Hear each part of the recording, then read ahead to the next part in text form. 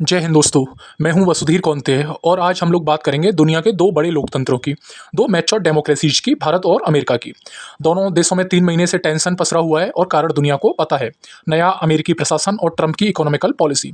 दुनिया जानती है कि 21st सेंचुरी का जो दो देशों के मध्य सबसे महत्वपूर्ण संबंध होने वाला था वो भारत और अमेरिका का था, पर यहाँ तो कुछ और ही चल रहा है। ट्रंप एडमिनिस्ट्रेशन के लगभग सारे ऑफिशियल्स भारत और उसके सामरिक स्वायत्तता, स्ट्रेटजिक ऑटोनॉमी की नीतियों पर आक्रामक हैं और आक्रामक हैं भारत के रूसी संबंधों, ब्रिक्स के प्रतिनिधियों और यूक्रेन युद्ध में भारतीय धारणा को लेकर। पहले हम एक बार इन पर नजर डालते हैं। व्हाइट हाउस के व्यापारिक सलाहकार पीटर नवारो हों या इमिग्रेशन मामलों के लिए ट्रंप के सहयोगी Stephen Miller, finance minister Scott Bessent, Republican senator Graham Lindsey और यहाँ तक कि नेटो के हेड मार्क रूट, सब के सब रूस से भारतीय ऑयल इंपोर्ट और रूस से डिफेंस प्रोक्योरमेंट को लेकर आक्रामक भाषा और लहजे का प्रयोग कर रहे हैं। जिस भारतीय अमेरिकी या यूं कहें कि इंडो अमेरिकन स्ट्रेटेजिक पार्टनरशिप की क्लिंटन, जॉर्ज डब्ल्यू बुश ने नींव डाली और ओबामा, बाइडन और ट्रंप के फर्स्ट कार्यकाल ने उसे आगे बढ़ाया, उसमें बर्फ जम गई है। अब ये आइस मेल्ट कब होगी ये तो समय बताएगा और वाशिंगटन डीसी और नई दिल्ली में बैठे लोग तय करेंगे। पर उससे पहले समझ लेते हैं कि मामला क्या है और बात यहाँ तक पहुंची कैसे। मध्य पूर्व से लेकर यूरोप 2-3 साल से भू राजनीतिक जियोपॉलिटिकल कन्फ्लिक्ट्स में फंसा हुआ है, जिसने यूरोप, अमेरिका, मिडिल ईस्ट की foreign policy, military and strategic thinking को नए सिरे से रीऑर्गेनाइज किया है। मानवीय त्रासदी, हंगर, डेथ, मेल न्यूट्रिशन तो बढ़ा ही है। Supply chain, energy, economy, sovereignty, nuclear questions को भी इन सब चीज़ों ने छेड़ दिया है। इसमें कोई शक नहीं है कि यूक्रेन में और गाजा में बच्चे मारे जा रहे हैं। भूख और भूख से मरने का भय युद्ध से भी भयानक होता है। उजड़ते घर, माइग्रेशन और दूसरी तरफ युद्ध में बड़ी ताकत इजराइल और रूस। पर ये हालात शून्य में पैदा नहीं हुए हैं, ये अचानक पैदा नहीं हुए हैं। यूरोप और अमेरिकी रणनीतिकार दूध के धुले तो है नहीं। यूक्रेन को और वहाँ के लोगों को मानव ढाल किसने बनाया? डीसी, लंदन, पेरिस, बर्लिन के सैन्य सिद्धांतकारों ने। और गाजा में यही खेल यरूशलेम के रूढ़वादी और हमास के इस्लामिक चरमपंथियों ने खेला। बात सिंपल थी, यूरोप और अमेरिका ने रूस पर आर्थिक प्रतिबंध लगाए और भुगतना पड़ा विकासशील देशों को, अफ्रीका, साउथ एशिया और लैटिन देशों को, और भारत जैसे बड़े देश को, जहां करोड़ों लोग जीवन स्तर ऊंचा उठाने के लिए संघर्ष कर रहे हैं, जहां ऊर्जा एनर्जी जीवन रेखा की तरह है। तो अमेरिकी प्रशासन को यूरोप में जब डिप्लोमेटिक कूटनैतिक सफलता नहीं मिली तो पंचिंग बैग या फॉल गाय बनाया भारत को कि हम रूस से तेल कैसे ले रहे हैं, इंडिया हथियार क्यों खरीद रहा है और ब्रिक्स में डीडोलराइजेशन की बातें कैसे कर रहा है। यहीं से सारी आफत शुरू हुई जो अभी भी थमने का नाम नहीं ले रही है। सबसे पहले हम इन्हीं कदमों की ओर नज़र दौड़ाएंगे। प्रेसिडेंट ट्रंप ने पहले 25% टैरिफ लगाया, जो बेसिक टैरिफ बोला गया। साथ में 25% एक्स्ट्रा टैरिफ लगाया, जो विश्व में ब्राज़ील और भारत के अलावा किसी पे इतना हाई टैरिफ नहीं लगाया गया है। उसी भारत पर जिसे वह नेचुरल पार्टनर मानता है, चीन के खिलाफ एक ढाल की तरह देखता है और अस्थिर दुनिया व बहुपक्षीय मीन्स यूनिपोलर से मल्टीपोलर की ओर बढ़ती दुनिया में भारत को अहम सहयोगी मानता है, जो डेमोक्रेसी, ह्यूमन राइट, इंक्लूसिवनेस का चैंपियन रहा है। 25% के साथ ही ट्रंप भारत ब्रिक्स और भारत के ब्रिक्स में होने और रूस से तेल और हथियार खरीदने को लेकर भारत और उसकी स्ट्रेटेजिक ऑटोनॉमी पर लगातार अटैक कर रहे हैं।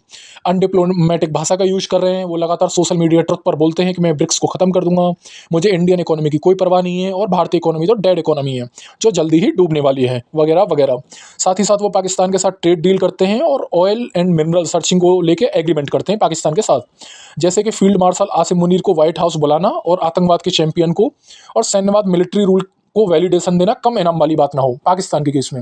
हालांकि पाकिस्तान के फंडामेंटल इस्लामिस्ट और जिहादी मिलिट्री रूल के साथ अमेरिका के संबंधों के बारे में डिटेल से एक अलग वीडियो में बात करेंगे। अभी बस हम यहाँ इतना बता रहे हैं कि अमेरिकन के लिए कैसे यहाँ स्पेशली साउथ एशिया में human right, democracy, rule of law, civilised democracy या डिप्लोमेसी का कोई मायने है नहीं। यही बात पीटर नवारो बार बार अपनी बातों से शो कर रहे हैं। ब्लूमबर्ग जैसे टेलीविजन पे हो या न्यूज़ वीक में हो, कह रहे हैं कि भारत पुतिन की युद्ध मशीन को फंड कर रहा है, यूक्रेन के बच्चों की मौत भारतीय पैसों से हो रही है, ये युद्ध मोदी का युद्ध है, भारत को यूक्रेन में बच्चों की कोई परवाह नहीं है, आदि आदि। जब यूक्रेन का युद्ध यूरोप के दरवाजे पर पहुंचा तब शायद उन्हें भारत याद आ रहा है। गाजा के भूख से मरते बच्चे, अफ्रीकन अकाल और जम्मू कश्मीर में आतंकी स्टेट पाकिस्तान के चरमपंथियों द्वारा जेनोसाइड, इन सब चीज़ों पे उन्हें कोई सहानुभूति नहीं है, ना वेस्ट को ना ही यूएसए को। सिंपैथी तो दूर की बात, कोई जिक्र तक नहीं है। हालांकि अपनी भावुकता की बजाय हमें यहाँ यह देखने की जरूरत है कि दोनों देशों में, स्पेशली इंडिया और अमेरिका में, अमेरिका के डीप स्टेट में या पॉलिटिकल एग्जीक्यूटिव में यह भावना कहाँ से आई। टैरिफ वॉर, आक्रामक बयान, भारतीय इकोनॉमीज पर इसके असर को थोड़ा साइड में रखकर हम कुछ और देखना चाहते हैं। कि दोनों देशों के रिलेशनशिप का पैटर्न पलट कैसे गया है और यहाँ तक पहुँचने का सफ़र कैसा रहा है। अमेरिका क्या, दुनिया भर की नज़रों में भारत एक सैन्य, मिलिट्री और इकोनॉमिक महाशक्ति बनने की राह पर है। बावजूद इसके Indo American relation cold war के बाद शायद सबसे निचले स्तर पर हैं अभी, स्पेशली 25 सालों में। शायद पॉलिटिकल लेवल, पॉलिटिकल एग्जीक्यूटिव के लेवल पर तो ये बात एकदम पक्की है। तो एक बार ब्रीफली संबंधों को देखेंगे हम 47 की टाइमलाइन से कि दोनों का स्टार्ट कैसे हुआ। हम 47 में स्वतंत्र हुए ब्रिटिश एम्पायर से। ज़्यादातर एशिया, अफ्रीका, साउथ अमेरिका के देश एक समय काल में यूरोपीय देशों के उपनिवेश थे, कॉलोनी थी, भारत भी था। तो जो दुनिया में कॉलोनियल और इंपीरियलिज्म के खिलाफ संघर्ष और भावनाएं थी, सेंटीमेंट थे, भारत भी उसका हिस्सा था। 47 के बाद हमें अपनी संप्रभुता, सोवरेनिटी को बचाना था, नेशनल इंटीग्रिटी और अखंडता की भावना को जिंदा रखना था, अपने लोगों को एक बेटर इकोनॉमिकल और लाइफ स्टैंडर्ड प्रोवाइड कराना था। साफ था कि अमेरिका और सोवियत यूएसएसआर की जो भू राजनीतिक प्रतिद्वंदता थी, राइवलरी थी, उसमें अगर हम पड़े तो राष्ट्रीय लक्ष्यों से पीछे चले जाएंगे, साथ ही हमारी स्वतंत्रता भी खतरे में पड़ जाएगी। हमने अपने लोगों से एक वायदा किया था, तो हमने अपने लोगों और अपने स्वाभिमान को चुना। उस समय समाजवादी देश सोवियत संघ, यूएसएसआर कॉलोनियल और इंपीरियलिस्ट देशों के खिलाफ एक प्रतीक चिन्ह जैसा था। मतलब एक भावना थी यूरोप के खिलाफ, यूएसएस उसका रिप्रेजेंट की तरह खड़ा था। लाजमी है कि भारत में सोवियत संघ को लेकर भावुकता थी, एक सेंटीमेंट था, साथ ही एक नेचुरल पसंद की भावना भी थी, जो कि समय के साथ यूएसएसआर ने हर कदम पर इंडिया का साथ देकर निभाई भी। फूड हो, टेक्नोलॉजी हो, मिलिट्री, एनर्जी, इंडस्ट्री, स्पेस या फिर वेस्टर्न इंटरफियरेंस से हम लोगों को रक्षा हो, हर तरह से रूस हमारा सदाबहार दोस्त की तरह साथ देता रहा। हालांकि वेस्ट और यूएसए से हमने मुंह नहीं मोड़ा, पर दिलों में जगह भी नहीं बनी। पर 90s तक आते आते सोवियत संघ और नॉन अलाइन मूवमेंट का आइडिया दोनों कमजोर पड़ने लगे। नई दुनिया आकार ले रही थी, भारत अभी भी पॉवर्टी, इंफ्रास्ट्रक्चर, टेक्नोलॉजी और अपने सिटीजन्स की लाइफ स्टैंडर्ड को बेटर करने के लिए जूझ रहा था। पर सबसे बड़ी सक्सेस थी कि एक नेशन के तौर पर हम सर्वाइव कर गए। सर्वाइव ही नहीं किया, बल्कि मजबूत और यूनाइट होकर भी गुजरे। समय के साथ नेशनल इंटरेस्ट चेंज हुए, प्रायोरिटी चेंज हुई और तब मजबूत होना शुरू हुए वेस्ट और अमेरिका से भारत के संबंध। एक ही जैसा democratic system, liberalism, transparent governance system, west और भारत स्पेशली अमेरिकन नजरिए से समानता बनाता था दोनों के बीच में। तो ऐसे में भारत का खिंचाव, अट्रैक्शन अमेरिका की तरफ हुआ। मजबूत इंडिया यूएसए रिलेशन बात से पहले एक बार हम 47 से देख लेते हैं। 90s से जो स्टार्ट होना शुरू हुए स्ट्रॉन्ग रिलेशन, उससे पहले 47 से भी थे, पर एक कमज़ोर रिलेशन थे। सबसे पहले नेहरू 49 में ट्रूमैन से मिलने यूएसए जाते हैं। 59 में ह्यूमन राइट और अश्वेतों के leader Martin Luther junior Bharat आते हैं। 59 में ही प्रेसिडेंट आइजनहावर आते हैं और भारतीय संसद को एड्रेस करते हैं। 62 के वॉर में नेहरू कैनेडी से हेल्प मांगते हैं। 78 में कार्टर या मोरारजी देसाई से मिलते हैं और 82 में इंदिरा यूएसए में रीगन से मिलती हैं। यहाँ तक कोई बहुत स्ट्रॉन्ग नहीं होते हम लोगों के संबंध यूएसए से। 90s में साउथ एशिया, इंडियन सब कॉन्टिनेंट में एक बड़ा मिलिट्री तनाव भारत और पाकिस्तान में पैदा होता है। पाकिस्तान की सीमा पर हम लोग अपनी सेना का एक मेजॉरिटी नंबर डिप्लॉय करते हैं। 91 में हम इकोनॉमिकल रिफॉर्म लाते हैं और इकोनॉमी को ओपन करना शुरू कर देते हैं। 98 में न्यूक्लियर टेस्ट करते हैं और 98 में ही terrorist state Pakistan Kargil sector में घुसपैठ कर देता है। हम कारगिल वॉर को जीतते हैं। American president Clinton Nawaz Sharif को डीसी बुलाकर डांटते हैं और 2000 में क्लिंटन इंडिया भी आते हैं। ये एक नई स्टार्ट की तरह होता है, खासकर इंडो अमेरिकन रिलेशंस में मजबूत होने के मामले में। 2001 में यूएसए हमसे न्यूक्लियर टेस्ट के बाद लगे सैंक्शन लिफ्ट कर लेता है। साफ था यूएसएसआर के पतन के बाद भारतीय लोकतंत्र, उदारवाद, शक्ति बनने की संभाव्यता, विशाल और पुरातन राष्ट्र, भारतीय लोगों का वेस्ट और यूएसए के साथ नेचुरल एंगेजमेंट, ये वह पहलू थे, एस्पेक्ट थे जो अमेरिका को एहसास कराते हैं कि भारत जैसे नेशन को अहम सहयोगी बनाना आज की दुनिया में कितना जरूरी है, जो कि विश्व में अपनी पुरानी महत्व फिर से हासिल कर ही लेगा। इन संबंधों में 2005 में एनर्जी सिक्योरिटी डायलॉग होता है। 2005 में ही न्यू डिफेंस फ्रेमवर्क साइन होता है और होता है landmark historical deal, civil nuclear deal, जिसे बुश और prime minister Manmohan White House में अनाउंस करते हैं। 2006 में बुश इंडिया आते हैं। 2009 में मनमोहन सिंह बराक ओबामा के निमंत्रण पर स्टेट विजिट पर यूएसए जाते हैं। 2010 में फर्स्ट स्ट्रेटेजिक डायलॉग होता है और साथ ही अमेरिका इंडिया को यूएनएससी की परमानेंट सीट ये तो सपोर्ट दे देता है। भारत में पॉलिटिकल एग्जीक्यूटिव चेंज होती है 2014 में। भारी मैंडेट से जीतते हैं प्राइम मिनिस्टर नरेंद्र मोदी और ओबामा के समय हाई प्रोफाइल यूएस विजिट पर जाते हैं। न्यूयॉर्क के मेडिसन स्क्वायर पर उनका स्पीच होता है, जो एक हिस्टोरिकल मोमेंट होता है। 15 में ओबामा इंडिया आते हैं। 16 में यूएसए इंडिया को मेजर डिफेंस पार्टनर का दर्जा दे देता है। 17 में first time Trump and prime minister Modi की मुलाकात होती है। 18 में अपने रिश्तों को नए स्तर पर ले जाते हुए दोनों देश 2+2 foreign plus defence ministry summit करते हैं। 21 में फर्स्ट पर्सन क्वाड समिट होता है और 2023 में PM Modi first state visit पर बाइडेन के बुलावे पर यूएसए जाते हैं। कहानी साफ थी।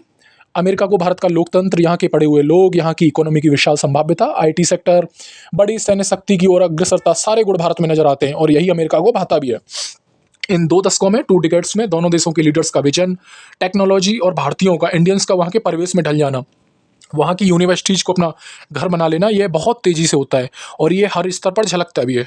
दोनों के बीच ये मिलिट्री एक्सरसाइज होती हैं, मालाबार एक्सरसाइज जैसा स्ट्रेटजिक मिलिट्री कोऑपरेशन भी होता है, कॉम कासा लेमुआ जैसे मिलिट्री इन्फॉर्मेशन वाले गहरे ताल्लुकात भी बनते हैं। फिर होती है इन सबकी परिणति, इन सबका चरम क्वाड, प्रशांत पैसिफिक से लेकर इंडियन ओशियन तक चीनी बीआरआई के साम्राज्यवाद और पीपल्स लिबरेशन आर्मी के विस्तारवादी मंसूबों को लेकर पेंटागन और व्हाइट हाउस पहले से ही एक धारणा पर सहमत होते हैं कि समान जो गवर्नेंस सिस्टम है या लाइक माइंडेड डेमोक्रेटिक सेटअप वाली कंट्री हैं, इस क्षेत्र में लॉ, फ्रीडम और फ्री ओशियन की उन्हें रक्षा करनी चाहिए, स्पेशली इंडियन ओशियन और पैसिफिक वाले रीजन में। हालांकि भारत इसे क्वाड को स्पेशली सैन्य नजरिए से देखने की बजाय कोऑपरेशन और चाइना को मैसेज देने के तरीके के रूप में ज़्यादा दिखता है। बात शीशे की तरह साफ है कि यूएसएसआर खत्म हो गया है और यूरोप से बाहर और अटलांटिक के परे वेस्ट और यूएसए को ध्यान देना होगा उन लोगों को, अगर अपना हेजेमनी बचाना है तो। और ध्यान देना होगा पीपल्स रिपब्लिक ऑफ चाइना पर, इंडियन ओशियन पर और मिडिल ईस्ट और पैसिफिक पर। अभी हाल में यूएसए की मैगजीन फॉरेन अफेयर्स में एशली जे टेलिस का आर्टिकल था जिसकी काफ़ी चर्चा हुई, खासकर अमेरिकन नज़रिए की। इंडिया ग्रेट पावर डिल्यूजन नाम के इस लेख में टेलिस बार बार एक ही मैसेज देते हैं कि यूएसए सन 2000 के दशक की शुरुआत से ही इस बात को समझ गया था कि भारत एक बड़ी शक्ति बनेगा और वैश्विक शक्ति संतुलन में, ग्लोबल पावर बैलेंस में एक इम्पोर्टेंट रोल निभाएगा। इसलिए आने वाला हर अमेरिकन प्रेसिडेंट भारत को एक अहम संभावित स्ट्रेटेजिक पार्टनर की तरह देखना शुरू कर देता है और पाकिस्तान से संबंधों को ग्रेजुअली कम करना भी शुरू कर देता है। आगे एशली जे टेलिस बोलते हैं कि सारे प्रयासों के बावजूद भारत पूरी तरह से वेस्ट और यूएसए के खेमे में नहीं आता, खासकर वैचारिक तौर पर हिस्टोरिकल हेजिटेट, ऐतिहासिक झिझक और सोवियत भावुकता एक बड़ी अड़चन बनते हैं।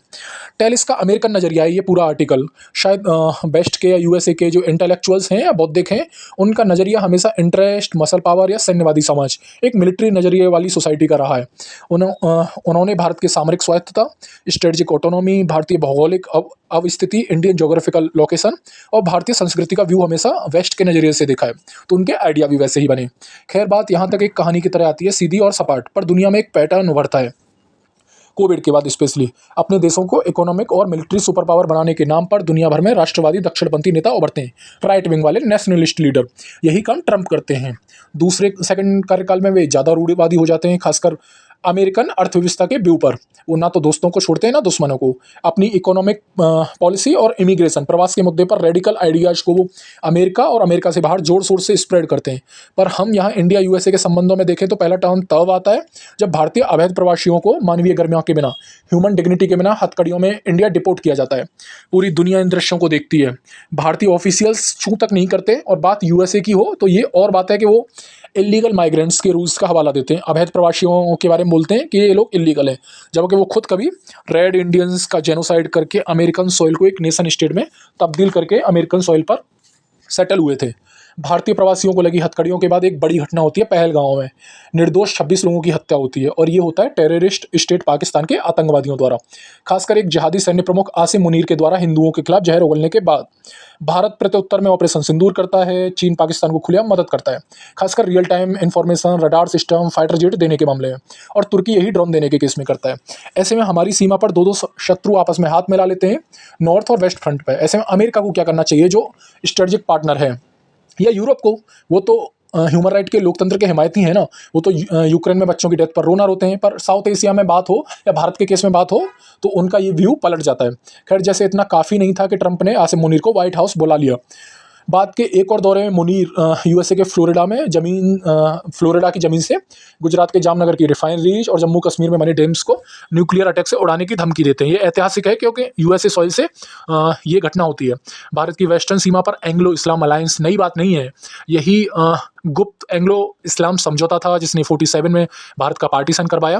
खैर, इस बात की डिटेल में बात एक अलग वीडियो में करेंगे। साथ ही यह भी कि यही अलायंस दोबारा इमर्ज हो रहा है, पर साथ में एक और खतरनाक संकेत है, एंग्लो मुस्लिम अलायंस के साथ मुस्लिम चरमपंथियों और पाकिस्तान की जिहादी आर्मी द्वारा चाइना के साथ एक दीर्घकालिक लॉन्ग टर्म साझा उद्देश्यों के साथ एक और गठबंधन उभर रहा है। अब देखते हैं कि ऐसा हो क्यों रहा है। माना कि ट्रंप व्यवसायी आदमी है या फिर वर्ल्ड इकोनॉमीज को दोबारा से अमेरिकन सेंट्रिक बनाना चाहते हैं, पर ऐसा हो पाएगा क्या? दुनिया 90s के WTO के दौर से या अमेरिकन हेजेमनी के दौर से बहुत आगे बढ़ गई है।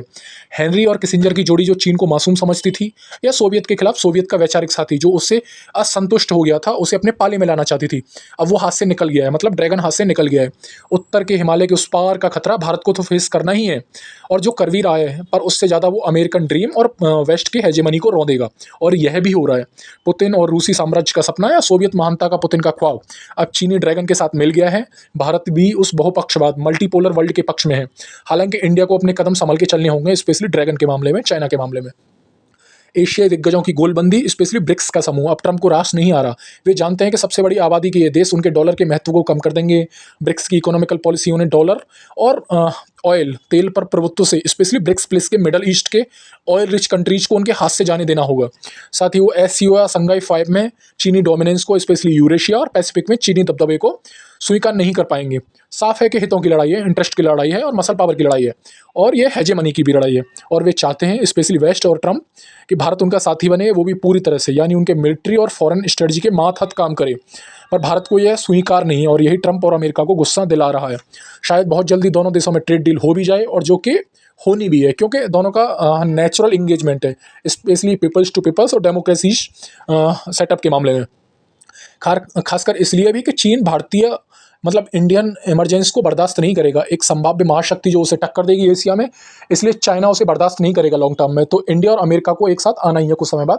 हालांकि यूरोप से लेकर अमेरिका में ट्रंप के कदम, स्पेशली इंडिया को लेकर, कई राजनेता और बुद्धिजीवियों को परेशान भी कर रहे हैं। डेमोक्रेटिक्स और रिपब्लिकन्स बट गए हैं अमेरिका में, सेम यूरोप में भी हुआ है। मीडिया और थिंक टैंक भी डिवाइड हो गए हैं। Republican Nikki Haley, farmer foreign minister America के जॉन केरू, भारत के पक्ष में, और उन्हें China, democracy, rule of law और अमेरिकन वर्ल्ड ऑर्डर के लिए ज़्यादा बड़ा खतरा नजर आ रहा है। इसलिए उन्हें भारत के प्रति जो ट्रंप की नीतियां हैं वो उनको रास नहीं आ रही हैं। और एक पर्सन जो सबसे ज़्यादा इंडिया के पक्ष में पक्ष में बोल रहे हैं, ट्रंप के फॉर्मर रहने से, जॉन बोल्टन, उन्हें लगता है कि ट्रंप का ये स्टेप बहुत गलत है। सैद्धांतिक तौर पर भले ही इंडिया उन्हें महत्वपूर्ण लग रहा हो, यूएसए को या फिर वहाँ के थिंक टैंक को, या भविष्य का अहम सहयोगी, पर उनके बिहेवियर में ऐसा झलक नहीं रहा है। हालांकि नुकसान हो चुका है। गुजरात के हीरे व्यवसायी हों, डायमंड बिजनेस वाले हों, या फिर तमिलनाडु या कानपुर के कपड़ा मजदूर, जो टेक्सटाइल इंडस्ट्री में काम करने वाले मजदूर, उन बहुतों के रोजगार चले गए और बहुतों के जाएंगे भी। हालांकि इसकी भरपाई हो जाएगी, पर इंडियंस में जो अविश्वास पैदा हुआ है, जो बिलीफ डेफिसिट हुआ है, उसकी भरपाई हाल के समय में मुश्किल होगी। देखते हैं American deep state near future में कैसे सोचता है इंडिया के प्रति पॉलिसी को लेके, खासकर जब भारत और नरेंद्र मोदी एससीओ समिट में चाइना गए हैं, या भारत और चाइना इकोनॉमीज को लेके करीब आ रहे हैं, ब्रिक्स एससीओ को लेके करीब आ रहे हैं। तो अमेरिका का नीति क्या होता है, ये हम देखेंगे। और जय हिंद।